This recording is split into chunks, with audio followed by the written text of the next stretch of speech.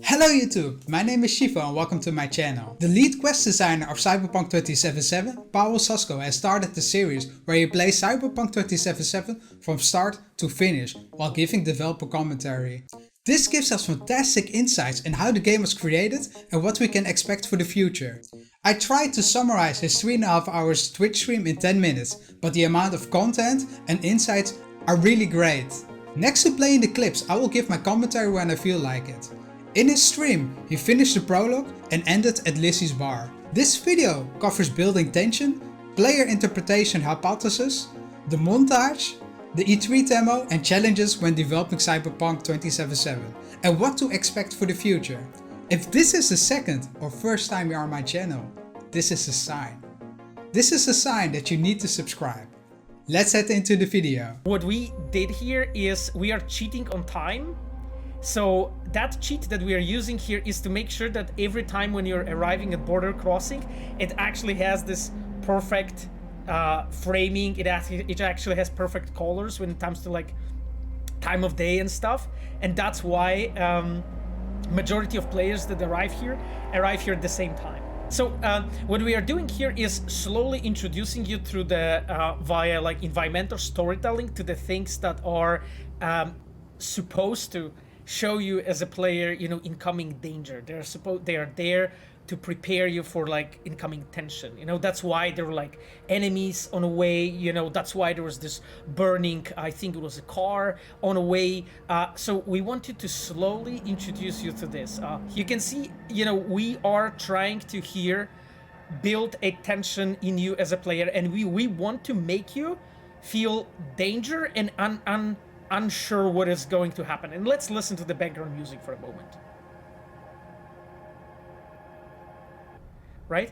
This music is there to just like slowly show you as a player that okay, it is something is going to happen. It's supposed to make you feel, you know, unsure about what is about to happen in front of your eyes. Okay, let's go. So here we basically, as a designers, we are slowly funneling you through that crossing. You can see basically how the whole level design here is constructed. You know, we created this small funnel that is supposed to tell you and gently lead you towards this exact side. You know, so that as a player you will actually do what I'm doing right now.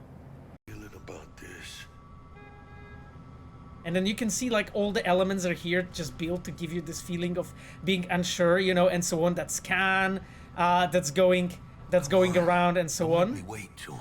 Yeah, exactly. And you can see how Jackie's like nervous, you know, when he's moving his leg and so on.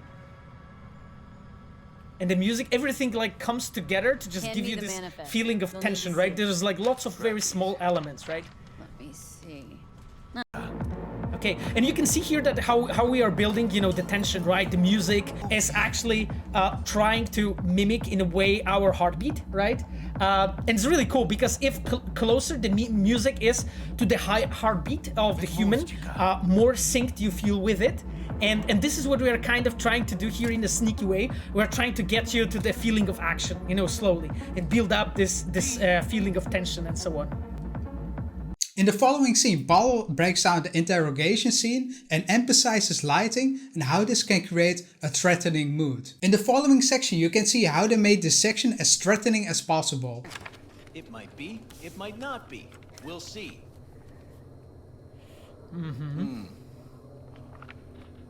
What are you transporting? It's all in there. Right. Okay. And you can see how Everything?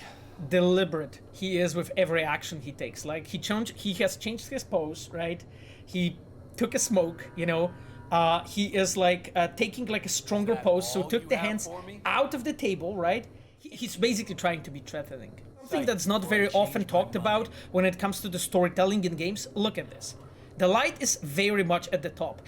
We are here as an artist, as a designers, referencing here all kinds of like detective stories and things that, you know, situations that are like a typical of a noir story. When you arrive at the place and there's a detective with a lamp who points it out at your face and like interrogates you. That's kind of this You know, it's like there's this really strong lamp above the table, but in the same time, the lamp is positioned in a way to put the guy that I'm talking to in a shade. That basically makes him look a bit more threatening because he is in a shadow. Like, look at his eyes, right? He has this augmented cyberware eyes, you know, some kind of a form of Kiroshi or some other. Eyes of the characters are incredibly important. So here we are focusing you as a player on that element, and just because he is more threatening, right? If you will remove the eyes from the characters and like replace them with like a bit more inhumane looking eyes and so on, you will actually see how the reception of that character changes. And this is super interesting, actually. Last time on the stream, I was telling you something that we call an interpretation hypothesis. What actually you felt as a player is inside that case? Did you thought it's gonna be an iguana that we are smuggling? I don't think so, right? I don't think so, that you felt that we are actually smuggling iguana. Now, why we're actually smuggling iguana? Because we want to do multiple things as a designers using this. First thing is, it's a twist, right? And you're surprised as a player, like, what the hell, an iguana? It picks up your interest. Second thing is, in Cyberpunk world, animals are actually dead, right? So animals, especially such a rare animal as iguanas, this is something, like, this is a big deal, right? And it also like makes you wonder, like, wait, okay, so in this world, nomads are being hired to, like, you know, take a cargo, a contraband through the border, so on. And this is what. So right now we introduce you to the Night City and so on, and right now we are telling the story, you know, of you and Jackie together, you know, experiencing some things. You know, he shows you like, okay, yeah, he moves into Jackie's place. You know, you got to meet. You know, his mom, and here we're doing some different jobs, you know, for corpos.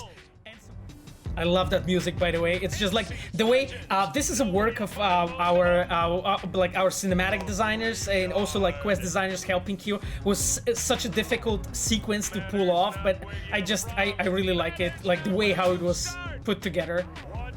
Alright, where do I start? In my opinion, this entire montage should not have been in this game. In my opinion, this entire montage does not match with building tension, rewarding the player, or even building a connection to your characters. This entire montage was probably because of budget constraints, but please check the following explanation from Pawel. That is true, it's all rendered in real time, which is crazy. Exactly, whole that montage that you've been seeing is actually rendered in real time, which was difficult to pull off, to just make sure to make it like that fluent and make all those cuts in interesting way. And you can see here it's a storytelling technique that we have used that you can they have different names. You can call them jump cuts.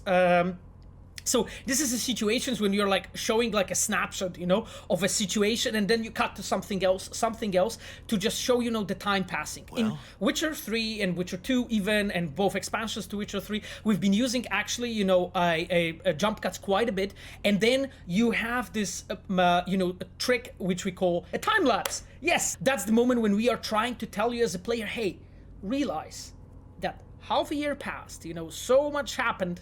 And right now, probably the relationships of you and Jackie changed a bit. You know, some stuff happened, you know, and so on. But we want to make sure that you're back in the saddle as a player, you understand what's going on. Okay, let's do the smaller war up. In the following section, Pawel discusses the challenges that CDPR actually faced when developing Cyberpunk 2077. It covers the entire process of learnings they went through and challenges by getting out of the comfort zone and doing something different compared to The Witcher 3. For example, designing a game in first-person perspective versus third-person perspective. I remember this scene took so much work, you know, before we actually learned, you know, how to actually build that scenes in first-person really well. That's why, you know, that's why everything we have done, you know, all the demos and so on, and all the like prototypes here that we have built, they were like super important for us also as devs to learn, you know, because we've been learning throughout that whole process. I think, you Vitrin, so Paweł pointed out in chat at some point that he learned so much when like working here on this demo. Let's go. Okay, one of the things I wanted to point out, because there was a really good question regarding like first person versus third person scenes, and there is a question from Wojtas. I'm playing Witcher 3 and lack of cutscenes in CP77 hurts me so much. The thing is, and I think this is something that maybe we didn't like talk too clearly to you about, is like, as a creator, right? This is your duty to be able to say, okay, this is what I believe in, this is what I want to do, this is what I want to try, right? And we as a designers, fairly early, we have decided, okay, we want to go into first person, and we want to try to learn, how to build good scenes in first person. And that's the thing, like we could still do again, scenes from The Witcher 3 because we know how to do it, right? We do, because we have done them for Witcher 3, for expansions for Witcher 2. But how much more there is to discover in Witcher 3 scenes, type of scenes, let's say, we have tried to do actually towards something completely different. And, guys, like, I understand that how to call it, from the perspective of your own taste. You may feel that, okay, I would prefer more of this or more of that. But that's the thing. That's something that ultimately we as artists we have to take a decision. And I think that decision was also important from because of the different thing, is that it allows us to grow. It allows us to grow actually so much, like quest team, cinematic team, story team, open world, like all the departments that's been actually involved in creation of those scenes. We have learned so much, how to build those scenes. So moving forward, we actually have right now an experience of really like making cinematic, story focused scenes for any game we'll be working on in first person or third person, or any other solution or any other game that we'll decide to make, and that is also important when you have a team and when you're like creating a group of people that are supposed to like cooperate with each other really well. You need to answer yourself this question. That question is sometimes difficult, and the question is, are you willing to try and risk to do something else, or are you going to your comfort zone? Because for me, the Witcher 3 scenes, for let's say for Cyberpunk, that would have been comfort zone. That's the whole reality, right? We would have done again the same thing, and we wouldn't learn so much, iterate our technology, learn new things and so on, because we had to do it in first person. Let's have a look. There's a cool question. How do you see the future of Cyberpunk 2077? It's a very interesting one. I mean, I feel fairly confident about how the future is going to be about this game. We have learned a lot throughout the whole process of release, of post-release support, of things that went wrong. We watched so many reviews and read through so much feedback, from the players and so on. And I think that when you're like looking at the patches that we have done so far, I think you are seeing, I hope you're seeing an acknowledgement in a way of things that we do agree with you regarding some things that didn't work well. So how you want to play this? I can tell you one thing about myself. I've been doing everything I could. Let's go start with a client. I was doing everything I could to make sure that the Cyberpunk is as good of a game as it can be. And I know that all the Reds have been doing the same. People that are here on the chat, we've been all really absolutely day by day fighting to make this the best possible game we can. Because we knew that, not only that because we have done Witcher 3, we wanted to improve, right? We wanted to do actually something that will be much better than The Witcher 3, on many, many fields. And we have decided to iterate and I would say innovate and do changes to things that we actually have done in the past, that to do changes to do things differently, and this was very difficult and very ambitious, and I think we have succeeded in lots of different fields, and we have failed on plenty of them. And that's the thing, I know that for the future we are going to improve a lot. You know, and I'm not only talking about, you know, I'm not only talking about patches, but also like, you know, all the future games that we are going to do and so on.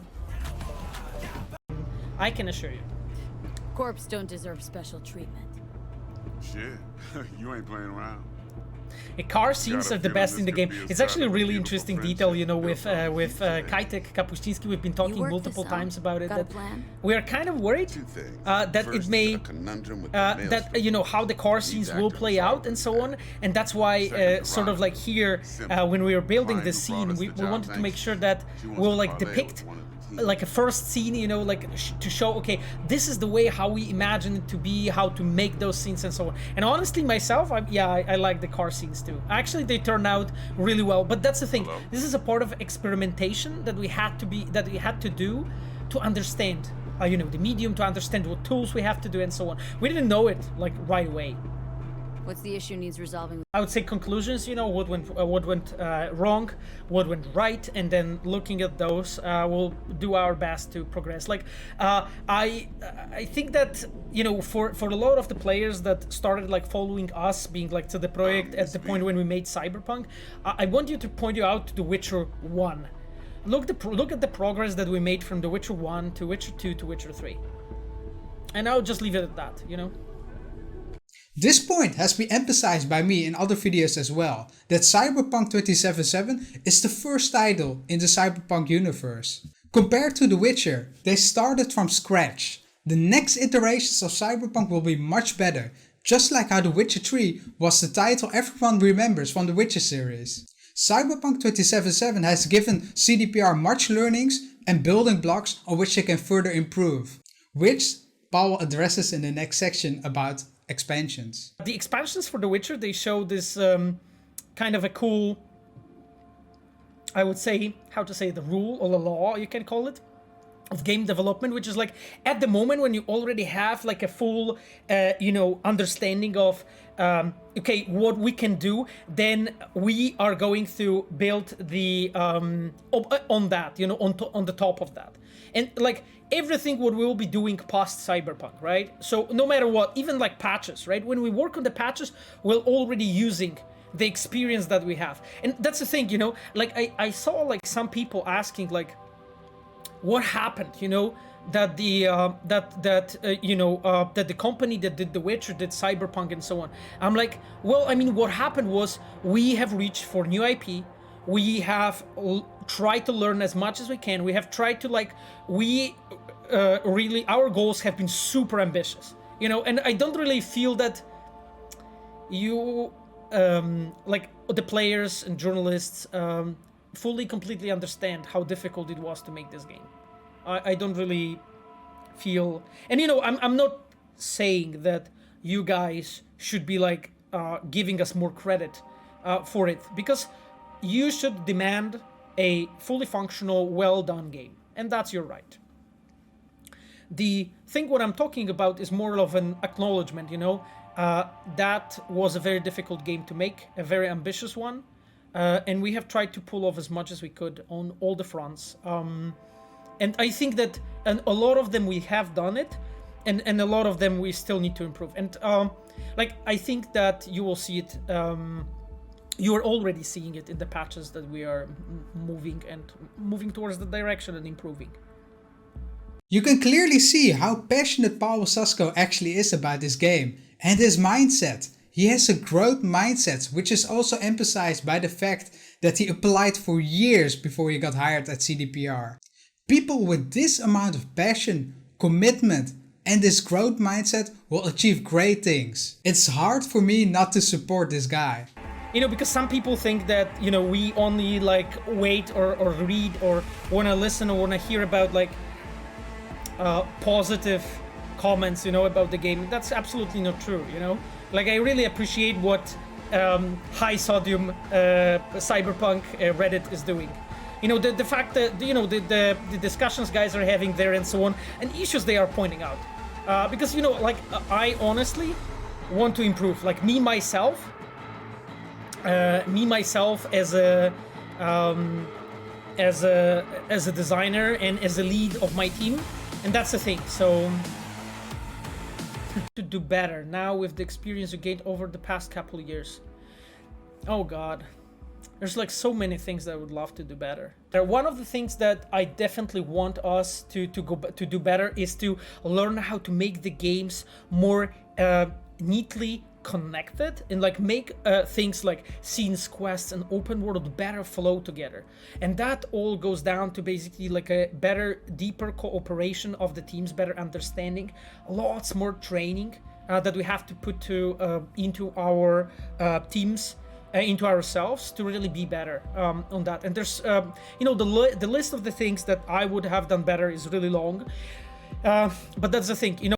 Please note that Pawel also has started to upload his streams on his YouTube channel. If you like this video and want to watch the entire stream, please head over to his YouTube channel to watch it.